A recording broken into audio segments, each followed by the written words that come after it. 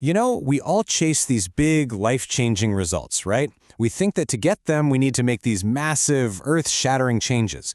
But what if that's all wrong? What if the real secret to getting incredible results comes from something tiny? Well, that's the entire idea behind James Clear's incredible book, Atomic Habits, that the smallest changes are actually the ones that will completely transform your life. So, does this sound like you? You get super motivated. Maybe it's for a New Year's resolution, you set this huge goal, you start off great, and then a few weeks, maybe even days later, you're right back where you started. It's so frustrating, right?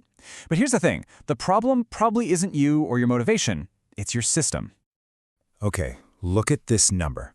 This number is basically the secret sauce of the entire book. It's wild. If you just get 1% better at something every single day, the compounding effect over a year is absolutely staggering. You don't just get a little better, you become nearly 37 times better. That's the magic of compound interest, but for your life. Now, here is the first major mindset shift that might just blow your mind. We are so obsessed with goals. Lose 20 pounds, write a novel. Clear says, forget the goals. Seriously, focus on the systems instead, the daily routines and processes that actually lead to those results. Because the real win isn't hitting the goal, it's becoming the person who can. Let's really break this down. An outcome goal is, I want to lose 20 kilos. Okay, fine. But an identity-based habit is, I am a healthy person. See the difference? When you start believing you are that person, your actions just follow. You're not forcing yourself to the gym anymore, you're just doing what a healthy person does. It's a huge shift from chasing a finish line to just living out who you are. So how in the world do we build these new identities and habits? Well, this is where it gets really practical. Clear gives us this amazing, simple framework, the 4 laws of behavior change. Think of this as your toolkit for rewiring your brain. Let's dig into each one. All right, law number 1. It's all about the cue. That little trigger that kicks off your habit in the first place. If you want to build a good habit, you have to make that trigger impossible to ignore. Your environment is way more powerful than you think, so it's time to design it to work for you, not against you. So this is a two-sided coin, right? For a good habit, like going to the gym, make the cue super obvious. Literally, put your workout clothes right next to your bed. But for a bad habit, like binging TV, you do the opposite. Make the cue invisible. Hide that remote in a drawer. You're just making the right choice the easiest and most obvious one. And here it is. This is maybe the simplest, most powerful hack to put this law into practice. It's the habit stacking formula. You just piggyback your new habit onto a habit you already do without thinking. So, after I brush my teeth, I will floss 1 tooth. Or after I pour my morning coffee, I will do 2 push-ups. It sounds simple, but trust me, it's a game changer. Let's roll into law number 2. This one is all about tapping into our brain's reward system. Every habit is driven by a craving for some kind of pleasure or reward.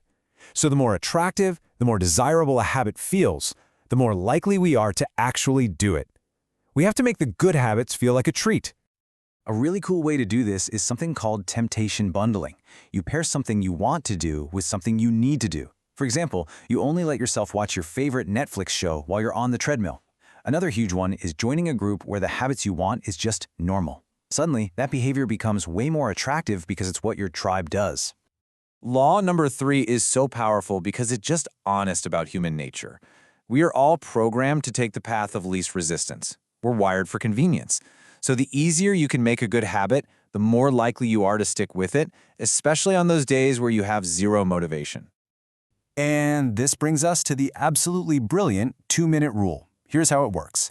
You take any new habit you want to start, and you scale it down so that it takes less than 2 minutes to do. So, read every day becomes open a book to 1 page. Do 30 minutes of yoga becomes roll out my yoga mat.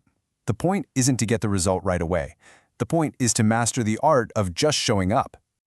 You see the pattern here, right? To build good habits, we remove friction. We make things easy. To break bad habits, we do the exact opposite. We add friction. You want to spend less time on your phone? Log out of your social media apps every time you use them. That one tiny extra step of having to log back in can be just enough to break that mindless scrolling cycle. And that brings us to the final law, number 4. A habit will only stick if it feels good, if it feels successful. Our brains love immediate rewards. And this is the problem, right? The reward for a bad habit, like eating junk food, is right now. The reward for a good habit, like exercising, is way off in the future. We got to bridge that gap. This is why something like a habit tracker is so brilliant. Just the simple act of putting a big X on a calendar after you do your habit, it gives you a little jolt of satisfaction. It makes your progress visible. And for bad habits, you flip it. You make it immediately unsatisfying. That's where something like a habit contract comes in. If you skip the gym, you have to pay your friend $20. Ouch. Okay, so we've got the 4 laws for building habits. But what happens when life gets in the way? Because it will. The secret to long-term success isn't about being perfect. It's about being consistent. And that means you need a rule for what to do when you fall off the wagon.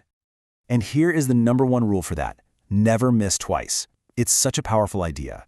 Missing 1 day is an accident. Missing 2 days is the beginning of a new bad habit. It's okay to have a bad day, but you have to get right back on track the very next day. You also want to make sure your habits stay in that Goldilocks zone. Not so easy you get bored, but not so hard you give up. So, let's put this all together. Let's say you want to build a reading habit. Look how perfectly the 4 laws create a system. You make it obvious. After dinner, I'll sit in my reading chair.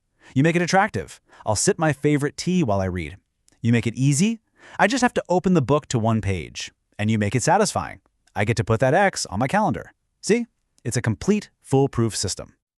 When it all boils down, real, lasting change isn't about that one big, heroic moment. It's just the sum of thousands of these tiny atomic habits. So the question isn't about what you're going to do next year or even next week. It's about today, right now. What is the one tiny 1% improvement you can make today?